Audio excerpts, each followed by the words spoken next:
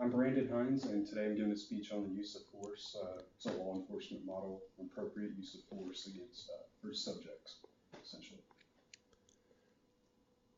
The topics to cover: the history and origins of the use of force model, the use of force model itself, deadly force and its components, and tools in the law enforcement arsenal. Just a little history of the use of force. It was created by John Desmond. He was Assistant Special Agent of the Secret Service.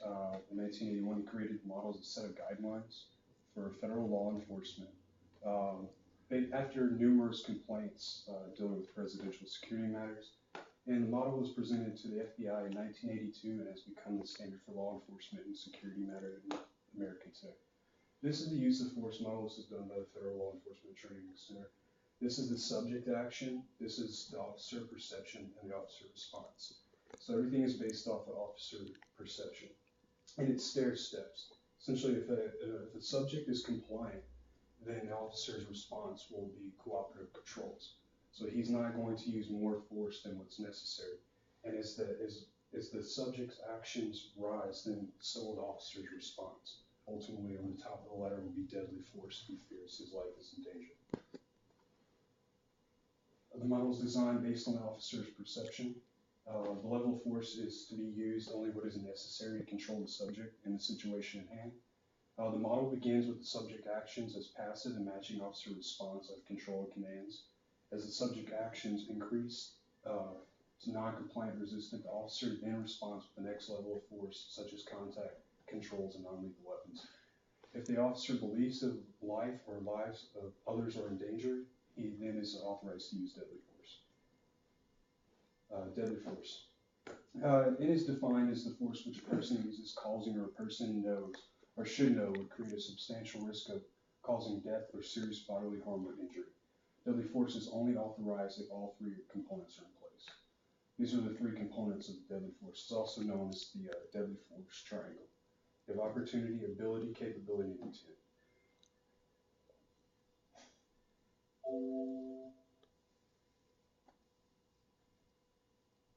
Opportunity is defined as a person has the immediate opportunity to cause serious physical harm. So if they're within a certain range, obviously if the person has a weapon, has a knife, you're not going to say they have an opportunity if they carry a knife and they're 100 yards away. The ability, capability, the person has the ability, be it from physical statue to the intended victim or possession of a weapon to cause serious bodily harm, and the intent. Does it subject through actions or words? They have presented intent to exercise the ability and opportunity to cause such harm. And those make up the deadly force triangle. Essentially, if all three components are not in place, then you don't have an authorization to use deadly force. The individual must be posing a threat, they must have the opportunity and the intent. Even if they carry a weapon and the weapon is not pointed at you, then you only have two components, so they're not authorized to use deadly force. These are some tools of law enforcement that you would, before deadly force is authorized, these are non-lethal weapons. I decided to cover two. It's a taser and OC pepper spray. The taser, it's used to subdue an individual who's not compliant. It uses high electric voltage to complete a full electric circuit in order to paralyze the subject temporarily. The taser can be shot from a distance or used in contact with the individual, such as stun gun. This is also known as the M28. And there's probes that it takes a 9-volt battery. These probes will actually hit the individual and complete a circuit. Then the officer will release a 5-second charge. If one of the probes does not connect, then this has the ability to be used as a stun gun. The officer will then make contact with another position on the body to complete the circuit and take the individual down.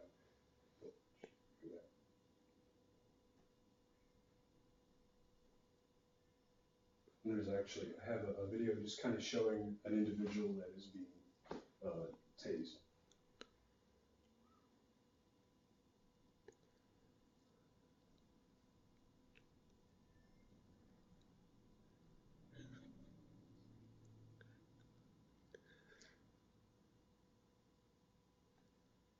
Next,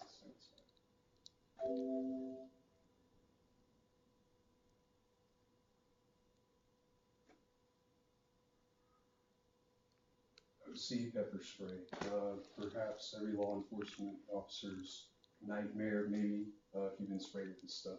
Very, very painful. It's concentrated spray that contains pepper capsinoids. Each brand differs in strength, with 10 being the most widely used. It goes from 5.5% to 18. The effects causes severe pain in the eyes and mucous membranes, resulting in blindness and difficulty breathing. Usually takes a few seconds to kick in, but once it hits an individual, there's not too many people that it actually will not take down. If you hit, it'll just bring a picture of the canister. This is just a typical canister. I mean, they obviously, but this is your 10%. This is where the other side lock on the back.